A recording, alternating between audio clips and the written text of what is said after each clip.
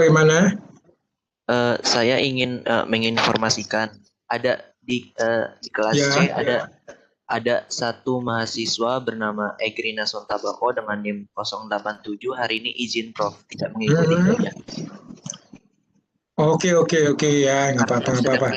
sedang ada urusan keluarga yang harus dihadiri Prof. Oh gitu, ya. Oke, ya nggak apa-apa. Terima kasih Prof. Ya, Mas. Ya oke, bilang aja ke yang bersangkutan. Saya sih oke aja, nggak masalah ya. Udah urusan keluarga. Baik, Baik, terima kasih Prof. oke. Ya, sip.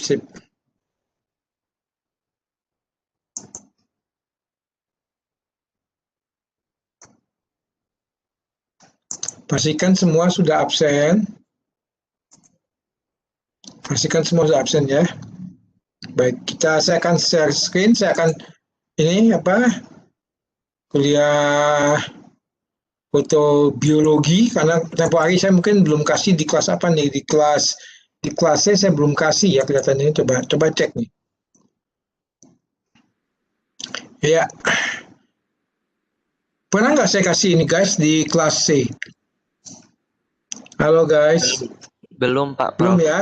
Oke, baik. Ya, baik, kita akan bahas mengenai fotobiologi ya.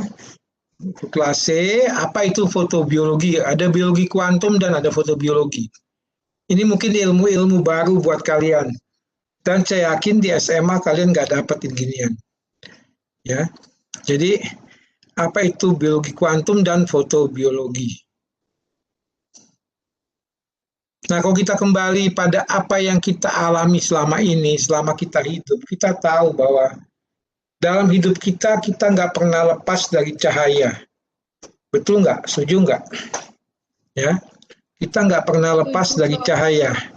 Ya, kenapa? Karena jujur aja, cahaya inilah yang memberikan kita hidup. Tanpa cahaya nggak mungkin ada kehidupan. Itu aja. Tanpa cahaya tidak mungkin ada kehidupan. Ya, dan khususnya untuk makhluk-makhluk produsen, peranan cahaya ini sangat penting untuk kehidupan mereka. Ya, sangat penting untuk kehidupan mereka. Sedangkan kita sebagai konsumen tergantung pada produsen. Jadi secara langsung pun kita tergantung pada cahaya juga. Jadi ketergantungan kita konsumen, makhluk tingkat ketiga, konsumen, itu baik langsung atau tidak langsung kita tergantung pada cahaya. Ini yang menjadi dasar kenapa fotobiologi ini begitu penting. Apakah slide saya bisa dilihat, guys? Apakah slide saya bisa terlihat? Bisa Pak Prof. Bisa. Oke, ya. Bisa Prof. Ya. Nah, jadi bagaimana kalau kehidupan tanpa cahaya? Yang jelas suhu di bumi akan turun bisa-bisa sampai di bawah 0 derajat Celcius. Ya, jadi cahaya ini sangat penting buat kehidupan kita, tapi jangan salah. Cahaya juga punya sifat merusak, destruktif terhadap sistem tubuh manusia, hewan, dan tanaman. Ya. Makanya tiap makhluk hidup punya cara sendiri-sendiri untuk melindungi diri terhadap cahaya. Manusia dan hewan melindungi dirinya terhadap cahaya itu melalui apa? Kepada hewan melalui rambut, jelas. Rambut hewan itu berperan penting dalam melindungi diri terhadap cahaya. Nah, manusia kan rambut cuma terbatas, adanya di kepalanya aja. Di badannya nggak ada rambut manusia itu. Tapi manusia itu bisa membentuk apa? Bisa membentuk pigmen. Ya, pigmen. Makanya untuk negara-negara tropis seperti Indonesia, warna kulit penduduknya beda dengan di Eropa. Kenapa? Karena di Eropa cahayanya praktis, tidak ada minim cahaya. Ya, di Eropa itu minim cahaya. Jadi seperti itu, ya. Di Eropa minim cahaya, sedangkan di kita cahaya sangat berlimpah. Jadi ya berbeda warna kulitnya. Ya. Nah, ada juga yang lain biologi kuantum. Apa itu biologi kuantum? Nah, biologi kuantum itu adalah ilmu yang mempelajari bagaimana peran cahaya terhadap sistem biologi. Ini kuantum.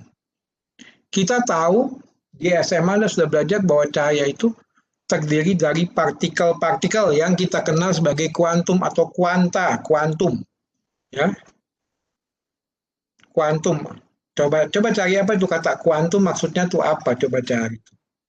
Ya. Apa itu maksud kata kuantum?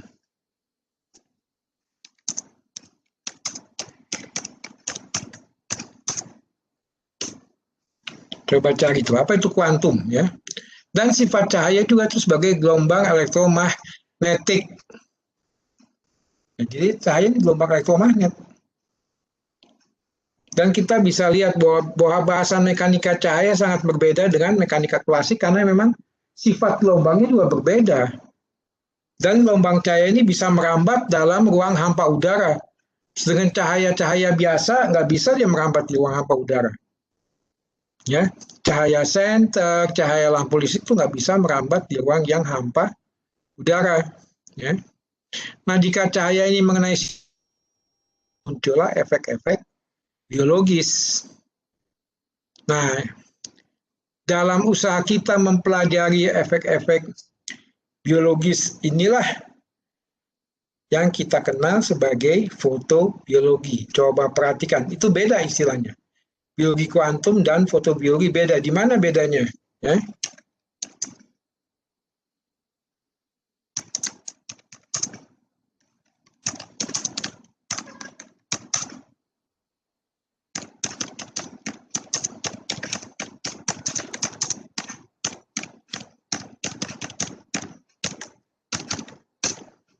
Ya itu. Jadi di mana esensi perbedaan biologi kuantum dan fotobiologi? Halo Dona Risma.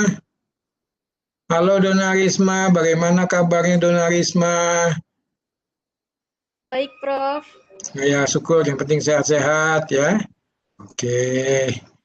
Halo Aldian, halo Anastasia, halo Angelin Amelinda, halo Juane Riona, ya oke. Yang penting semuanya sehat-sehat. Ya. Just say hello aja supaya kita nih nggak pernah ketemu fisik nih agak berabe guys. Jadi saya juga ya gimana ya, agak sulit. Jangankan ketemu fisik seperti dulu sama mahasiswa tuh nggak gampang langsung kenal. Udah beberapa kali baru kenal akhirnya. Ya.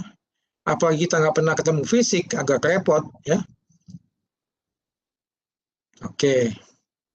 Nah, kalau suatu cahaya berinteraksi dengan satu sistem, nah kita anggap sistem ini sistem biologi ya. Tubuh manusia, tubuh hewan, sel, dan lain-lain. Nah, maka itu akan ada dampaknya. Karena biasanya cahaya ini menyerangnya di tingkat atom.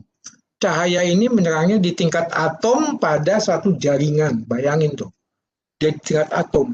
Nah, ini adalah contoh ilustrasi. Ya. Bagaimana di gambar sebelah kanan adalah ilustrasi bagaimana jika partikel cahaya mengenai suatu atom.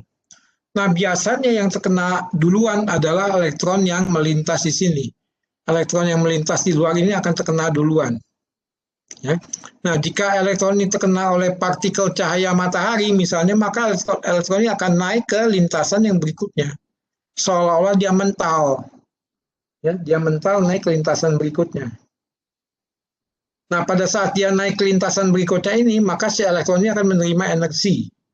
Ya, karena energi dari cahaya ditransfer ke energi si elektron yang warna oranye ini, sehingga dia mental ke lintasan yang lebih atas.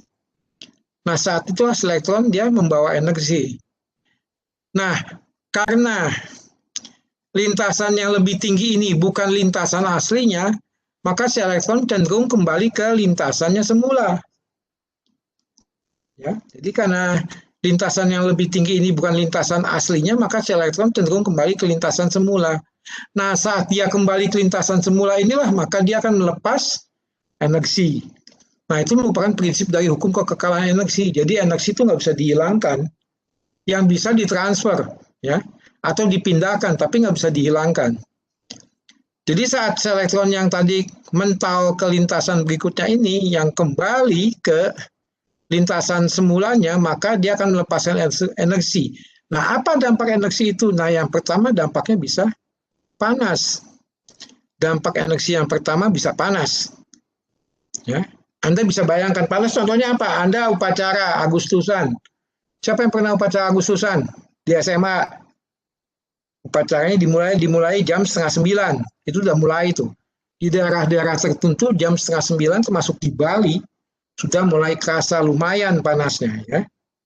Jadi Anda upacara setengah jam lebih. Nah, begitu habis upacara Anda akan terasa panas. Kenapa panas ya? Karena prinsip ini, ya, akan terasa panas. Nah, dampak energi yang dilepas oleh elektron, dampak kedua dari energi yang dilepas dari elektron adalah apa? Munculnya fluoresensi. Apa itu fluoresensi? Apa itu coba fluoresensi?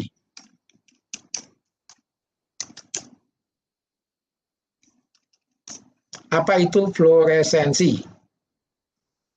Manusia dan hewan mungkin nggak mengalami fluoresensi. Jadi misalnya si Aldian nih habis upacara Agustusan, wah dia kembali masuk ke kelas, dia menjadi berpendar, tubuhnya menjadi bercahaya, mungkin nggak seperti itu, ya? Atau si Anastasia misalnya habis upacara Agustusan masuk ke kelas, tubuhnya menjadi bercahaya, berpendar. Nah itu fluoresensi, mungkin nggak kira-kira, ya?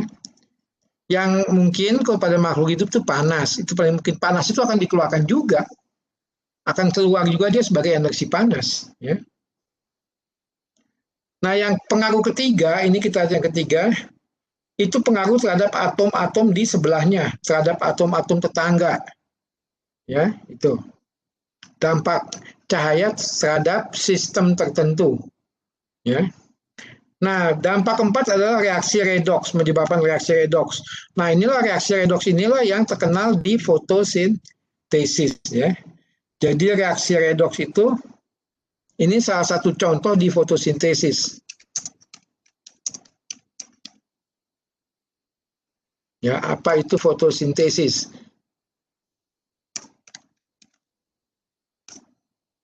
Jadi salah satu dampak reaksi redoks ini adalah fotosintesis. Ya, itu. Saya pernah bagi ini ya di grup ya, guys ya. Saya kan pernah bagi di grup ini ya, slide fotobiologi. Pernah nggak saya bagi di grup Biosign? Saya lupa tuh guys, coba nanti cek guys ya. Pernah nggak saya bagi nih? Ya. Jadi di sistem biologi itu ada reseptor sebagai unit penerima cahaya di sistem biologi. Jadi cahaya yang mengenai tubuh manusia dan hewan itu ada reseptornya, nggak sembarangan. Di tanaman juga ada, di sistem biologi juga ada. Ya. Nah, salah satu fenomena biologi kuantum yang penting yaitu protein pada tubuh manusia, hewan, dan tanaman itu bisa mengatur penerimaan cahaya dan memanennya. Jadi cahaya ini bisa dipanen, ya itu. Nah, sistem pemanenan cahaya ini yang kita kenal sebagai light harvesting system atau LHS. Dia akan panen cahaya itu, dia akan terima, dia akan panen. Ya. Nah, gambar di sebelah kiri adalah gambar dari rumus kimia senyawa pemanen cahaya yang kita kenal sebagai protoporfirin 9. Dan senyawa ini dibentuk oleh asam amino alanin. Ya. Asam amino alanin saling bergabung menjadi suatu molekul protoporfirin 9. Ini adalah sistem pemanen cahaya pada hewan dan manusia. Ya. Nah, jadi protoporfirin 9 ini adalah hasil kerjasama antara protein dan senyawa organik. Ya. Ini protoporfirin 9. Bahkan dia mengandung ion Mg pada klorofil. Ya. Jadi memang senyawa-senyawa yang berperan khusus sebagai pemanen cahaya, guys. Ya, jadi ini. Nah, kepada hewan dan manusia, salah satu pemanen cahaya yang paling terkenal adalah apa? Mata. Mata kita pemanen cahaya loh. Cahaya yang masuk mata kita itu akan diolah sampai ke otak. Ya. Seperti yang di biooptik. Itu akan diolah ke otak. Ya. Ini juga sama, ya. Jadi cahaya yang masuk ini akan diolah ke otak. Nah, sistem pemanen cahaya pada tanaman itu adalah klorofil. Nah, itu gambar di sebelah kiri atas. Klorofil, itu rumus kimianya seperti itu. Anda sudah kuliah protein, Anda bisa lihat nih yang ungu nih berupa apa nih, struktur proteinnya sekundar atau tersier, coba lihat. Yang bentuknya kayak apa? Kayak seperti silinder ya, yang warna-warna ungu ini. Ini struktur sekunder, protein primer atau struktur sekunder nih, coba perhatikan ya.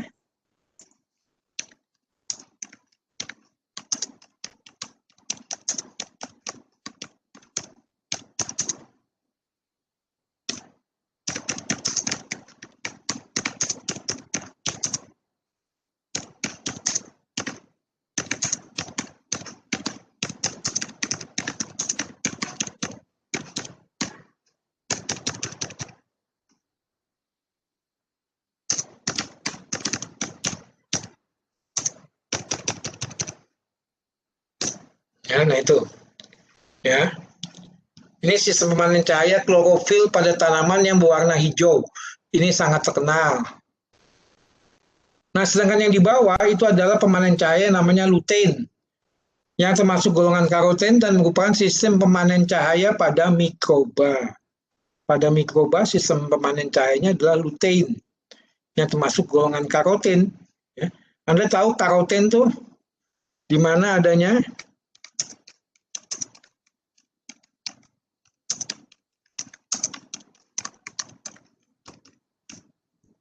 Ya, ini karoten ini pada mikroba.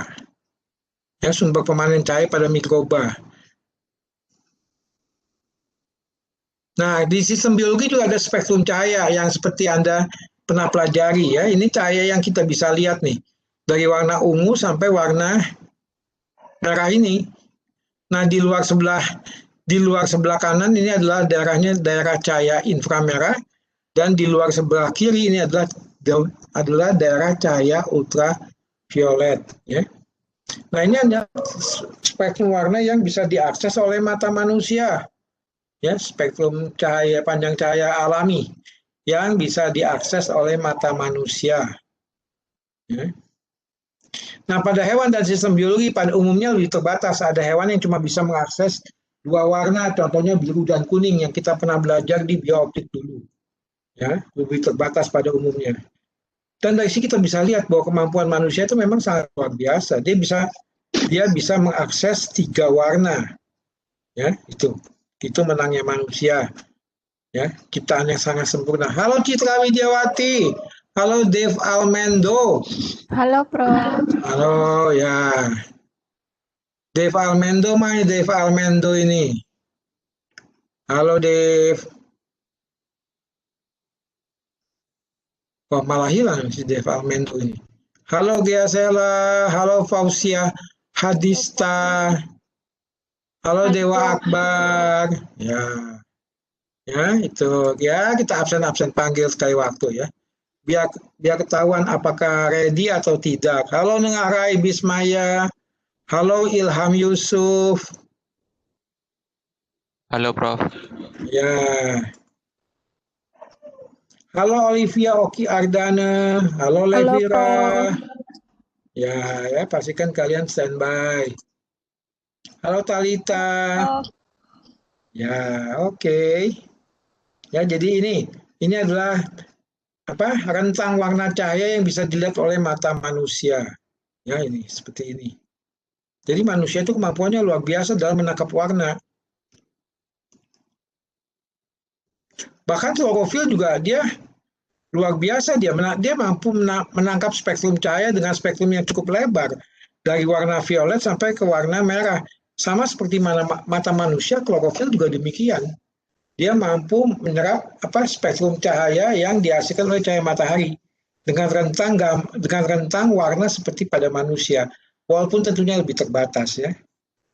Nah, sedangkan karotenoid dia hanya bisa menangkap spektrum cahaya yang rentangnya antara biru, hijau sampai ke kuning-kuningan ini. Ya, cuma di rentang sini dia bisa tangkap karotenoid. Perhatikan rentang penangkapannya terbatas. Ya, karotenoid. Dari sini kita sudah bisa kita simpulkan bagaimana tingkat perkembangan suatu makhluk hidup. Ya. Dari daya menangkap cahayanya kita sudah bisa simpulkan bagaimana perkembangan suatu makhluk hidup. Ya. Ini penting sekali difahami. Nah, kuda coba lihat tuh ya. Kuda cuma bisa lihat warna biru dan kuning, perhatikan. Biru dan kuning dikombinasi jadi apa, guys? Biru dan kuning dikombinasi menjadi warna apa? Perhatikan. Warna hijau, Prof. Ya, hijau itu berarti makanan kuda kan, betul nggak? Sapi juga semodel. Ya, sapi juga semodel. Ya. Halo Viani, halo Tivano, halo Pak Safira Prof. Hadi, halo semua ya. Halo Unik Insan Nilaya. Halo Prof. Ya, oke, sehat-sehat selalu semua ya. Jadi manusia dia bisa melihat 3 warna, trichromatic vision. Nah ini 3 warna ini dulu terkenal ada di simbol TV berwarna yang keluaran pertama. Simbol TV berwarna yang keluaran pertama ini ada 3 warna, ya, merah, hijau, dan biru. Tapi TV berwarna sekarang udah mungkin udah 5 macam warna tuh simbolnya, ya, itu. Ya, jadi kita bersyukur kita bisa melihat warna lebih luas dibanding hewan. Kuda, sapi hanya bisa melihat warna biru dan kuning yang kalau dikombinasi menjadi hijau sesuai dengan makanan dia. Artinya hewan itu hanya dia mampu melihat warna yang terkait dengan apa yang dia makan. Itu ya, beda dengan manusia. Manusia bisa melihat warna dengan segala aspek warna itu sendiri, terkait dengan apa? Terkait dengan sensitivitas warna, terkait dengan persepsi warna, macam-macam manusia ya.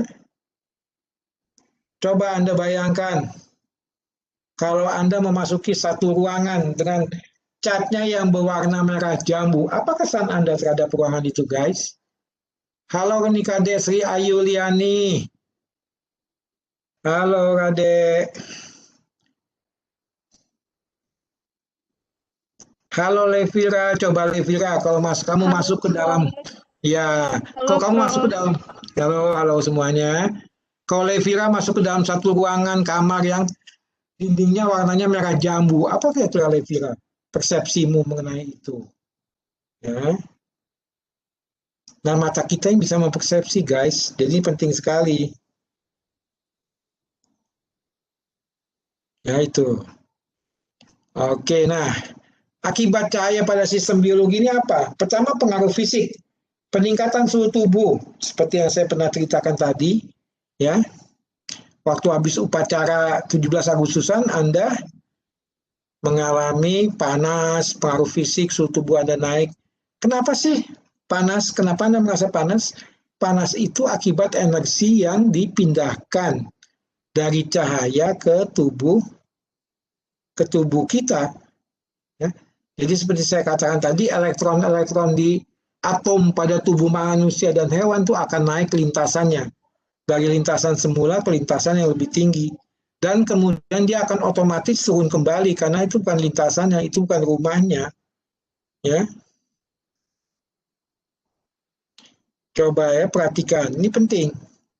Sehingga akhirnya elektron yang menyimpan energi cahaya itu dia akan kembali ke lintasannya semula dan energinya akan terlepas dalam tubuh Anda sehingga suhu tubuh Anda menjadi naik. Nah, itu kenaikan suhu di sistem biologi itu ada batasnya paling 38 kalau kamu sehat. Kalau kamu nggak sehat paling 39,5. Ya, itu udah muriang kamu. Sudah menggigil Anda tuh. Ya. Dan dampak cahaya apalagi sintesis ATP dan tenaga produksi ini pada proses fotosintesis. Belum lagi biosintesis berbagai bahan kimia seperti vitamin B. Ya, itu. Apalagi dampak cahaya, sensasi warna, melihat. Saya katakan pada hewan belum terdefinisi dengan jelas. Apa iya hewan itu melihat warna yang benar? Kenapa banteng kalau dikasih kain berwarna merah dia ngamuk? Tuh, perhatikan tuh. Ya. Apakah banteng bisa melihat warna merah? Enggak, dia nggak bisa melihat warna merah. Tapi kenapa dia ngamuk saat dia dikasih kain berwarna merah? Ya? Dan juga ini bisa juga memicu berbagai reaksi biokimiawi. Ini adalah aplikasi fenomena fotobiologi dalam berbagai disiplin keilmuan. Ya, itu. Nah, salah satu fotobiologi yang lain adalah apa? Bioluminescence. Apa bioluminescence? Yaitu apa? Bioluminescence itu semacam pendarahan cahaya. Ya, jadi cahaya yang diterima ada hewan-hewan tertentu yang mampu menghasilkan cahaya. Yang paling sederhana itu adalah kunang-kunang. Siapa yang tahu kunang-kunang? Ada yang pernah pegang kunang-kunang? Halo guys, halo Kak Runisa. Prof. Saya belum pernah. Ada yang pernah pegang kunang-kunang? Belum Nah, ada, Prof. ada yang pernah kepalanya merasakan berkunang-kunang, guys? Kunang-kunangnya banyak, seolah melilingin kepalamu gitu. Pernah nggak ada yang ngerasakan? Sekarang, Prof. Sekarang ya, kuliah Sering, saya Prof. membuat, iya, kuliah saya mungkin membuat kepala Anda berkunang-kunang nih kelihatannya. Ya.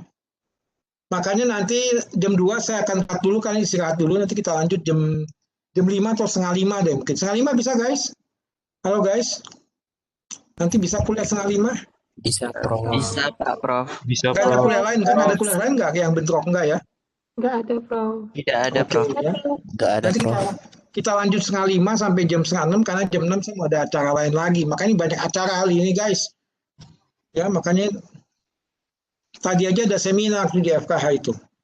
Ya, jadi ya udah banyak acara ya.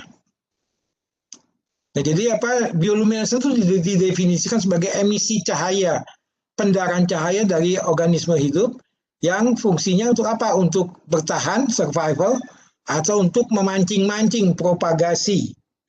Ya. Kalau mau memancing berkelahi gampang, bakar aja ban di tengah jalan. Nah, pasti orang akan mulai panas tuh. Ada yang pernah begitu, guys? Ada yang pernah coba memancing di masyarakat dengan membakar ban di tengah jalan?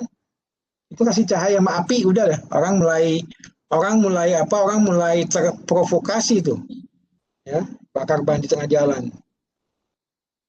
Nah, bioluminescence ini banyaknya, umumnya lebih dominan di lingkungan lautan.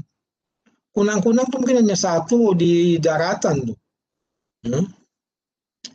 Dan di butir 3 juga bioluminesensi ini merupakan sistem komunikasi di lautan dalam.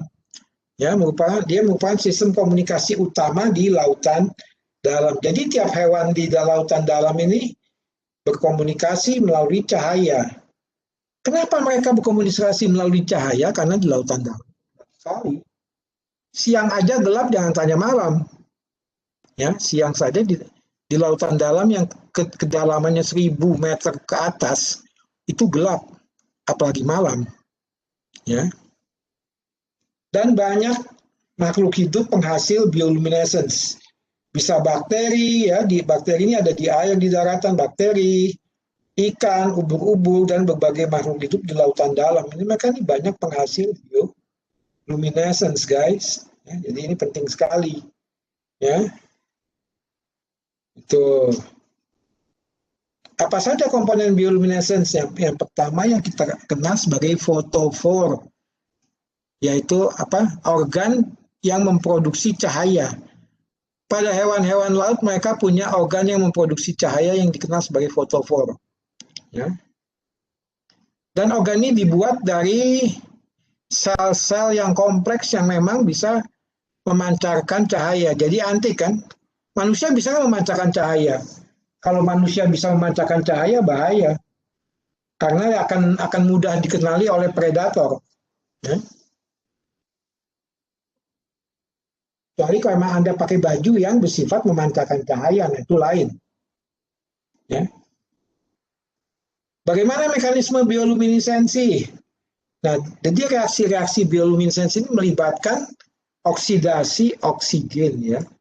Dan semua reaksi bioluminesensi ini melibatkan oksidasi oksigen pada satu molekul organik yang kita kenal sebagai luciferin. Apa tuh luciferin? Ya. Coba cari apa itu luciferin. Ya. Dengan enzimnya tentunya luciferase. Enzim-enzim kan ditambah ase belakangnya. Ada luciferin dan ada juga luciferase. Ini dua sistem yang membentuk perpendaran cahaya dari hewan-hewan. Ya, di mana luciferin dioksidasi oleh oksigen dengan bantuan enzim luciferase. Ya, itu. Ini fotobiologi. Nah, bagaimana reaksinya? Nah, ini ada tipe A dan tipe B. Tipe A ini luciferin tambah oksigen dengan bantuan luciferase menghasilkan oksiluciferin dan CO2 dan apa HV. Ya, apa itu HV?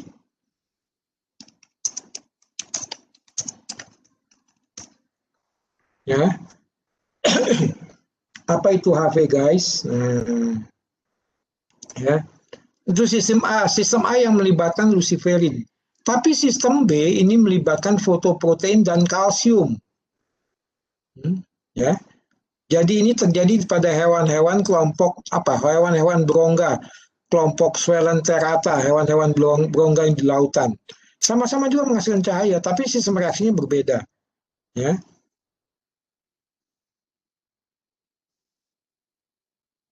Nah, jadi cahaya-cahaya ini, HV ini yang dihasilkan ini memiliki panjang gelombang yang pendek dengan energi yang tinggi sehingga dia bisa berpendar sampai jarak jauh. Ya. Jadi dia menghasilkan cahaya-cahaya seperti ini, panjang gelombangnya pendek, sehingga dia bisa berpendar lebih jauh. Jadi sampai jarak sekian kilometer mungkin masih bisa tampak di laut dalam. Ya. Karena daya pancarnya jauh. Ya. Jadi kalau dalam kegelapan ada setitik cahaya aja, wah itu sudah menjadi satu petanda. Ya. Siapa yang pernah nonton film Nemo? Ada yang pernah nonton film Nemo, guys? Saya, Prof. Nah, coba perhatikan di film Nemo tuh. Ada kan yang waktu si Nemo waktu si Nemo terjatuh ke lautan dalam tuh dia ada ikan yang pakai apa? Ada ikan yang berpendar cahaya ya, kayak semacam pakai apa tuh? Pakai semacam pemancing. Ikan yang ada cahayanya ya. Di mana dia mengejar-ngejar Nemo. Ya, itu ikan yang apa? Ikan yang memiliki bioluminesensi. Ya. Contohnya apa makhluk-makhluk bioluminesensi? Nah ini contoh makhluk-makhluk bioluminesensi. Ya. Yang pertama ini apa? Ini sejenis kerang nih, kerang-kerang laut dalam. Ya ini kulitnya ini bisa berpendar cahayanya. Kedua ubur-ubur juga. Ketiga cumi. Nah ini cuminya nih unik nih, cumi lautan dalam nih. Ya cumi lautan dalam dan cumi ini bisa besar guys, ukurannya bisa besar ini. Cumi ini bisa sangat besar ukurannya. Ya. Dia bisa melilit apa? Dia bisa melilit bangkai kapal yang jatuh ke lautan dalam nih. Cumi ini bisa sangat besar sekali ukurannya. Nah, ini dari satu cumi yang namanya sotong. Siapa yang pernah makan cumi ini, guys? Ada yang pernah makan? Di dalam tubuhnya ini ada tulang. Dia punya tulang dalam tubuhnya untuk apa? Untuk biasa digunakan untuk makanan burung. Ada yang pernah yang piara burung pasti tahu deh itu. Makanannya ada semacam tulang putih lonjong. Itu dijual di toko-toko mana? Di toko-toko makanan hewan di pasar mana? Pasar hewan tuh di Denpasar itu. Ya. Ini namanya sotong, cumi sotong. Ya. Nama latinnya bagus. Nama latinnya adalah cumi sevia. Nama latinnya adalah cumi sevia. Ya. Nama latinnya adalah cumi sevia. Sotong. Jadi para ibu-ibu nanti kalau Anda hamil, Anda punya anak, jangan sembarang kasih nama anak. Wah, anakku baru lahir loh, cewek namanya si Sevia. Hah? Sevia itu kan sotong. Ya? Jangan asal kasih nama. Memang namanya bagus. Nama latinnya maksud saya. Nama genusnya genus Sevia. Ya. Belum lagi ini. Nah ini kan ikan laut dalam. Perhatikan bentuknya berbeda ya. Mereka umumnya ramping, pipih. Juga ini udang-udang laut dalam. Ini bukan udang-udang yang dijual di pasaran di pasar ikan, bukan. Ya. Dan nangkapnya sulit di lautan dalam dia adanya. Ya. Itu contoh-contoh makhluk bioluminesensi. Halo guys, apakah ada pertanyaan sampai sini guys? Apakah ada pertanyaan sampai sini, Izin guys? bertanya, izin bertanya, Prof. Silakan, Levira. Izin bertanya, Prof. Ya, silakan. Saya mau bertanya. Kan pas waktu itu saya ada kayak nyari cara buat ngurangin minus mata gitu, dan salah satunya itu dianjurin buat lihat barang-barang yang berwarna hijau. Yang saya mau tanyakan, apakah itu termasuk salah satu permainan persepsi warna pada mata atau ada penjelasan lainnya, Prof? Ya, itu yang pertama betul, persepsi warna pada mata. Ya, Levira pernah nggak pergi ke daerah pegunungan? Halo Levira, pernah nggak pergi ke daerah Pernah, pegunungan? Prof. Pernah. Nah, coba apa yang kamu lihat di daerah pegunungan? Bandingkan sama di kota, apa yang kamu lihat? Segar. Gimana persepsimu? Segar, Prof. Mana yang lebih Kayak enak cerah. dilihat? Iya. Di pegunungan, di pantai, atau di kota-kota yang banyak bangunan bertingkat? Coba kamu lihat, mana yang lebih enak persepsinya? Yang lebih nyaman persepsinya? Ya, halo guys. Yang daerah pegunungan, Prof. Yang mana yang lebih enak Levira? Di pegunungan, di pantai, atau di kota-kota? Pegunungan kan? Pegunungan, Hijau. Prof. Kelihatan kan? Iya. Belum lagi ada hijau, ada bintik-bintik merah dari bunga-bunga. Coba perhatikan. Ya, itu maksudnya. Dan mata kita ini memang sudah dirancang oleh yang menciptakan kita itu untuk apa ya? Untuk sensi terhadap warna hijau. Jadi dengan warna hijau itu mata ini bisa istilahnya bisa diistirahatkan. Terutama kalau matamu biasa main HP, main gadget. Coba waktu, luangkanlah 10 menit lah. Lihat yang hijau, lihat yang jauh. Anda kan kalau main gadget, matanya kan melihat dekat, betul nggak guys? Coba kamu lihat yang jauh. Pasti rasanya beda, apalagi ada hijau, hamparan hijau. Ya. Makanya di desa itu suasananya enak guys. Coba yang dari Bali, pasti tahu suasana di desa. Halo Kak Desri Ayuliani, kamu tinggal di mana Dek? Halo Kak Desri Ayuliani. Ya, coba lihat. Suasana di pedesaan itu beda sekali. Ya. Didominasi hijau. Di pantai lain lagi suasananya. Di pantai didominasi apa? Biru. Coba perhatikan laut kan. Kamu lihat laut biru kan kalau siang. Mana yang lebih enak? Coba. Melihat daun-daunan hijau dengan suhu yang sama ya. Maksud saya dengan suhu yang sama. Bukan di gunung tuh suhunya lebih sejuk lain. Maksud saya suhunya sama. Melihat yang hijau atau melihat yang biru lautan guys. Mana yang lebih enak guys? Silakan siapa yang jawab. Mana yang lebih enak? Yang hijau, Mana yang Prof. yang hijau, ya kan? Ya. Ya, Sugit pengalamannya mah itu, yang hijau is okay. Dibanding melihat birunya lautan di pantai. Karena apa? Di pantai mungkin cenderung silau. Karena pasir-pasirnya itu kan putih dan dia memantulkan cahaya ya. Itu. Kalau hijau bagaimana memantulkan cahaya nggak guys? Warna hijau memantulkan cahaya nggak? Halo guys. Apakah warna hijau enggak, warna hijau enggak memantulkan cahaya. Makanya mata kita kalau melihat yang hijau tuh enak. Nyaman, Levira. Kalau kamu lihat HP terus, HP-mu tuh memantulkan cahaya loh. Dia memantulkan gelombang elektromagnetik. Nanti yang di kuliah sore nanti saya akan bahas itu.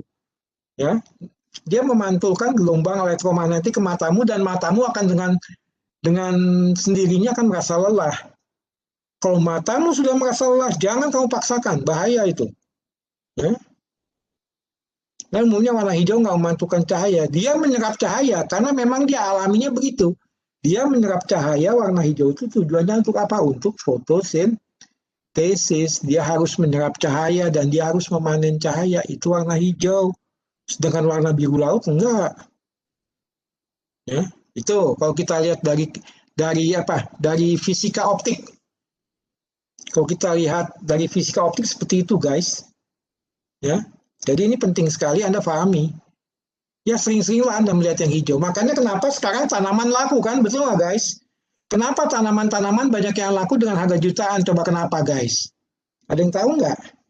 Kenapa di era corona ini banyak tanaman yang laku dijual dengan harga sampai,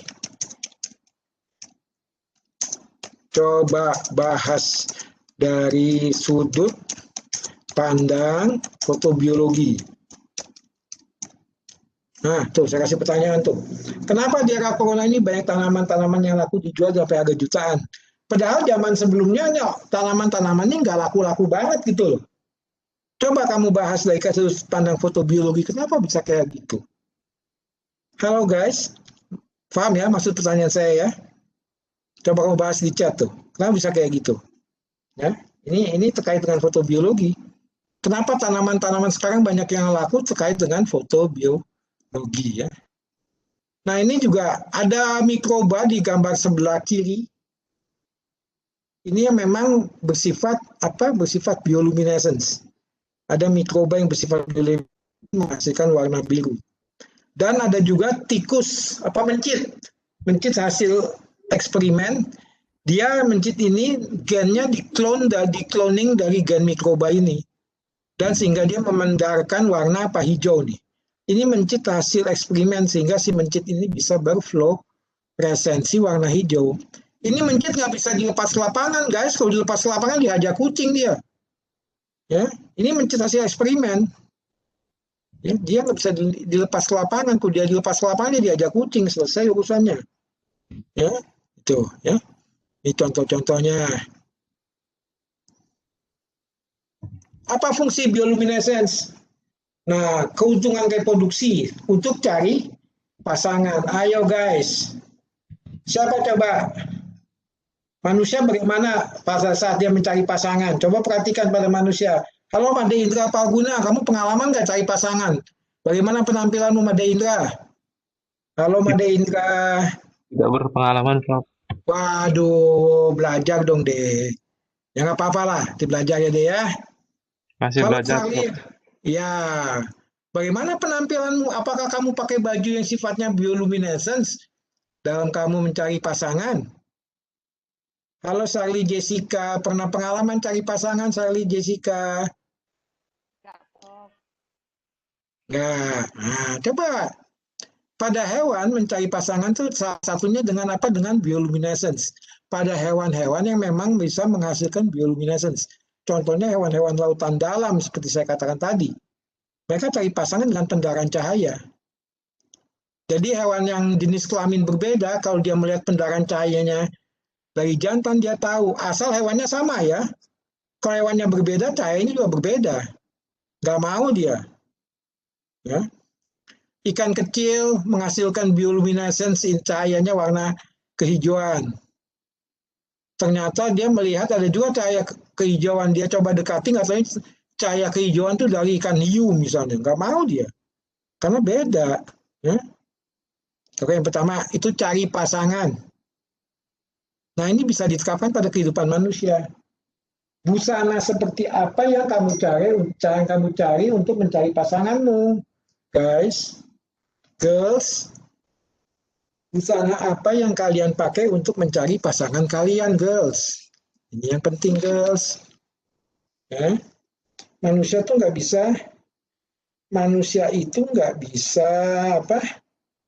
istilahnya apa ya? Manusia itu dia nggak bisa berfluoresensi, nggak bisa tidak bisa bioluminescence seperti hewan, ya, itu.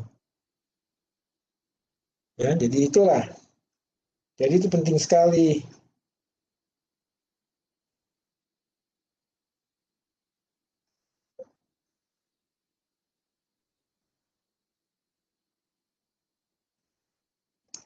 Ya, jadi ini penting Anda. Yang ketiga context shading. Apa context shading? Kamuflase. Kamu tahu kan kamuflase, guys? Kalian paham ya kamuflase ya? Misalnya Tahu, itu kamuflase itu Anda menggunakan sesuatu yang sama dengan warna di sekitar Anda. Misalnya Anda di hutan. Kalau di hutan pakai baju warna apa? Hijau atau coklat, guys? Nah, ini penting nih. Kalau kamu sedang di hutan, kamu pakai baju hijau atau coklat yang baik? Hijau, Prof. Hijau, bukan coklat. Coba perhatikan. Kalau kamu di tengah-tengah pohon-pohon yang kerdil, ya hijau. Tapi kalau pohon-pohon di sekitar kamu tinggi-tinggi, apa hijau juga? Ya bisa. Kalau kamu merangkak, kalau kamu sedang bukan merangkak loh. Apa coklat, tuh? Pak Kalau Prof. kamu Ya kalau pohon-pohonnya tinggi-tinggi pakai coklat, tapi kalau misalnya Anda berada di hutan dengan pohon-pohon perdu yang pendek-pendek, nah itu lain. Pakai baju hijau. Ya, makanya kenapa baju-baju militer, coba Anda perhatikan. Warnanya apakah mereka bajunya warnanya hijau murni? Enggak. Coba perhatikan baju militer. Siapa yang punya baju militer di rumahnya nih? Ilham punya nggak baju militer, Ham? Siapa yang punya baju militer di rumahnya? Coba perhatikan. Ada yang punya baju militer? Apa coba warna baju militer Anda? Iqbal? Aku punya Pak Prof. Iqbal? Nggak punya ya? Coba lihat, perhatikan warna baju militer itu apa coba? Campuran Prof dari hijau coklat. Ya, antara hijau dan Hijau, coklat kan, betul nggak? Iya. Nah, jadi untuk kamu paham seperti itu, kamu harus paham warna juga, guys. Salah satunya biooptik dan fotobiologi. Dua ilmu ini membahas warna, guys. Kamu harus paham itu. Ya. Nah, yang keempat adalah apa? Menghindari hewan predator. Kabur ya, kabur, blink and run. Coba nanti kita lihat. Blink itu membutakan hewan dalam sekejap. Ya. Blink itu membutakan hewan dalam sekejap. Ya. Dan juga pengenalan spesies dari jenis cahaya yang dipancarkannya. Juga feeding, mencari makanan untuk survival. Ini fungsi-fungsi bioluminescence. Ya. Nah, perhatikan. Nah, ini ikan si Nemo nih. Siapa yang pernah nonton Nemo? Tahu ya ikan ini ya? Kalian kenalkan ini ikan si Nemo nih. Tahu, Prof. Ya, ikan Nemo ya. Musuhnya si Nemo nih. Ya, di laut dalam tuh. Dia punya semacam antena untuk untuk menghasilkan cahaya. Nah, ini yang di bawah ini yang namanya blink and run. Perhatikan ini ada udang merah ini. Udang ini dia berhadapan dengan ikan predator. Nah, dia semprotkan semacam cairan warnanya birunya biru fluoresen. Karena ini cairan disemprot dengan dekat mata si ikan, maka si ikan ini dalam sekian detik dia matanya menjadi buta. Blink. Sehingga si udang ini bisa kabur, run. Makanya namanya blink and run. Butakan dan kabur. Ya. Ini semua fenomena fotobiologi, guys. Jadi nanti kalau Anda bekerja di lautan, ya Anda ingat kuliah fotobiologi, ya itu. Ini fotobiologi lautan dalam. Bagi siapa yang suka menyelam di lautan, diving, nah ini perlu pelajari juga. Adakah yang pernah pengalaman nyebrang dari Bali ke Banyuwangi atau sebaliknya? Dari Padangbae ke Lombok atau sebaliknya, ada nggak pernah pengalaman nyebrang, guys? Coba perhatikan, kalau kamu nyebrang jam 7 malam, kamu berangkat, coba lihat di laut. Ada nggak yang berpendak-pendak warna hijau? Ada yang pernah perhatikan, guys? Siapa yang suka nyebrang nih? Dari Bali ke Lombok, dari Lombok ke Bali. Coba perhatikan di lautan. Terutama kalau kapal ferinya masih nyandar. Coba perhatikan. Masih bersandar, coba perhatikan. Kadang-kadang di lautan itu suka ada warna-warna agak kehijauan, kebiruan. Nah, itu bioluminesensi. Ya. Oke. Apa yang bisa saya pelajari dari topik fotobiologi? Banyak banget. Bisa fotomedicine. Ya. Dengan berbagai aspek serapan cahaya, misalnya fototerapi, fotoproteksi, pakai apa? Pakai sunblock, dan fotosimulasi, fotosintesis juga, kronobiologi pakai cahaya. Apa kronobiologi? Apa itu kronobiologi? Ada yang tahu? Coba.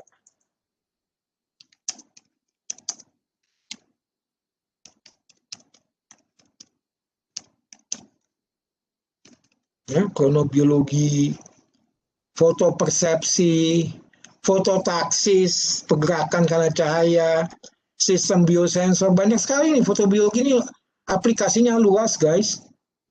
Ya, makanya ini satu ilmu ilmu yang memang jadi ini ilmu yang merangkap 3 bidang itu ya, kimia, fisika, biologi. Ya.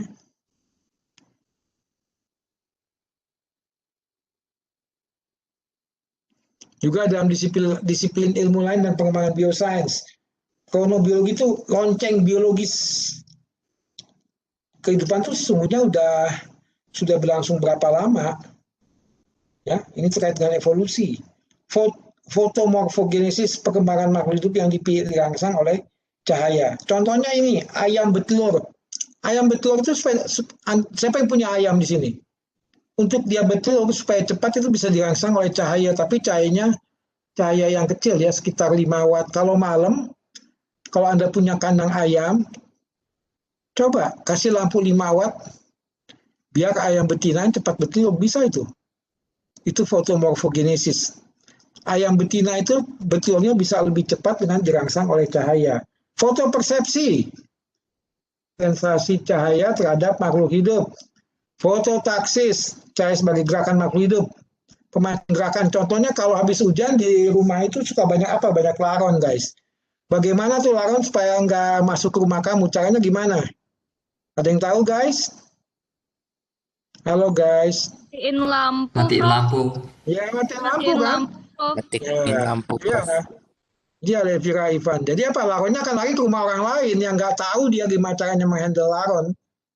Ya, matikan semua lampu di rumahmu, matikan semua lampu. Buka pintu, jangan salah. Kalau misalnya lampunya kamu matikan pintunya nggak kamu buka, itu laron tetap ada di rumah kamu. Matikan lampunya, buka pintu. Begitu lihat dia di rumah tetangga ada lampu, dia pasti akan lari ke sana. Itu namanya fototaksis. Ya. Perkembangan sistem biosensor, itu pakai microchip dari protein sebagai biosensor. Biosensor lingkungan. Apakah lingkungan ini sudah terkontaminasi atau belum? Ya, pakai biosensor dicek. Menghitung keberadaan organisme dalam satu lokasi juga sama. Memburu, pemburu malam, night hunter, anjing dan kucing juga nih. Ya. Jadi banyak sekali dampak fotobiologi dan dia punya penerapannya dekat-dekat ngerempet-ngerempet dengan biooptik, coba Anda perhatikan. Ya. Jadi seperti itu fotobiologi. Ada pertanyaan sampai sini, guys? Masih ada pertanyaan sampai sini? Prof, Halo, izin guys. bertanya, Prof. Ya, silakan satu persatu, silakan. Masih ada waktu kok. Oke, Citra, gimana Citra? Baik, Prof. Kan saya kan pernah mempelajari waktu SMA itu kalau cahaya yang kita lihat itu sebenarnya nggak berwarna, tapi otak kita yang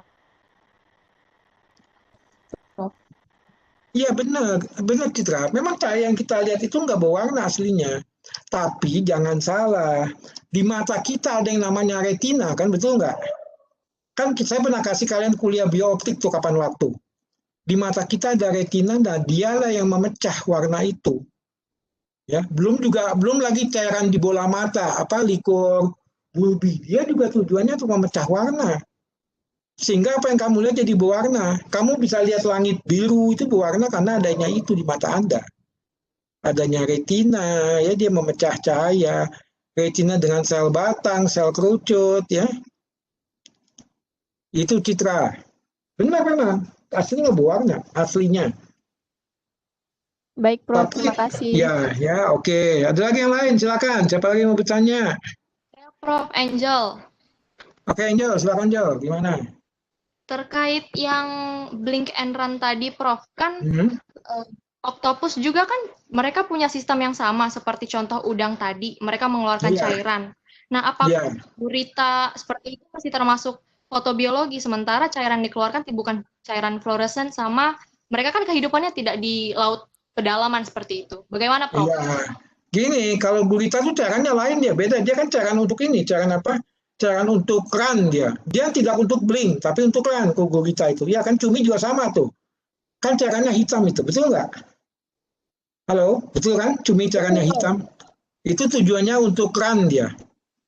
Ya, untuk lari, tapi tidak bertujuan untuk blink. Nah, kalau udang tadi, dia tujuan cairannya ada dua, yang untuk ngeblink dan untuk lari. Supaya blink itu supaya mata hewan, mata pemangsanya buta dalam sekian detik lah.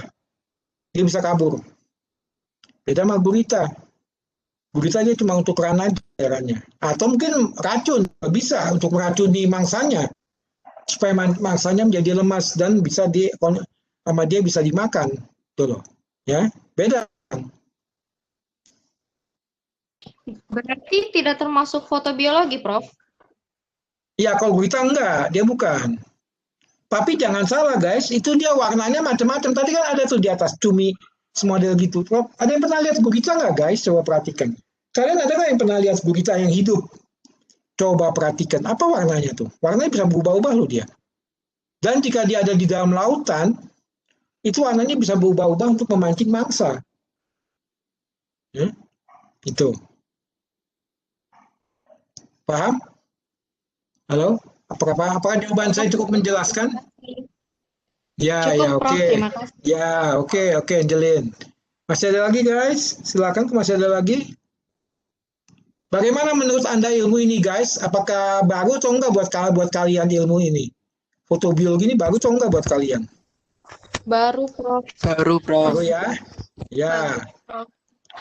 Ya memang kita biosains kasih yang begini, yang model-model beginian supaya nggak mainstream, guys. Nah, nanti video ini akan saya upload ke YouTube. Saya akan upload ke YouTube, Anda bisa download di YouTube nanti video ini.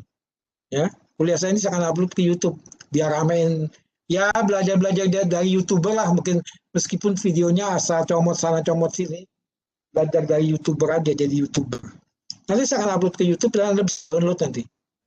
Cari aja namanya Iwan Harjono Utama. Nah, itu banyak tuh video saya di sana. Kamu bisa download tuh. Seperti kuliah biokimia mengenai logika kehidupan. Saya upload video itu yang bukan yang mainstream.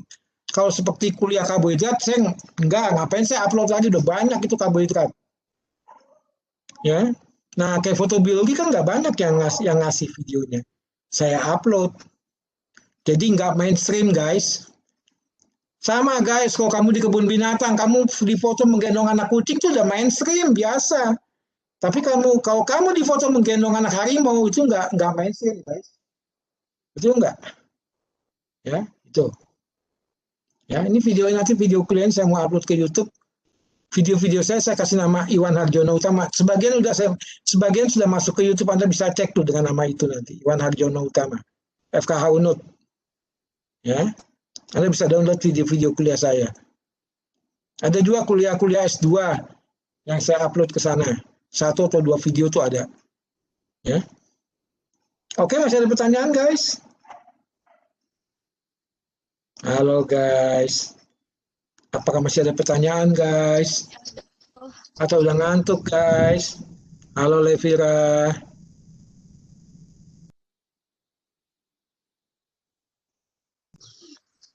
Oke ya, jadi itu yang saya bisa kasih ke kalian, ya.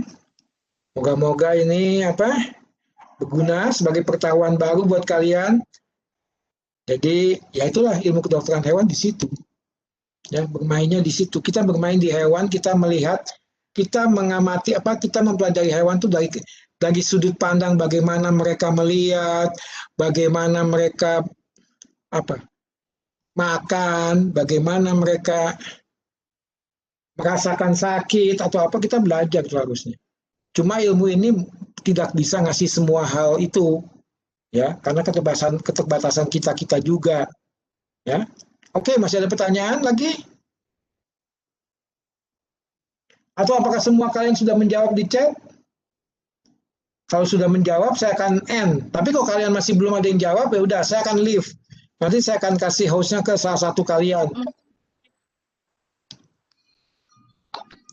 Ya, dari saya mungkin sudah cukup situ aja buat kuliah ini. Nanti sore kita lanjut lagi dengan dengan biologi radiasi, guys. Nanti sore ya, jam 4:30. Karena nanti jam 6 saya ada acara lain.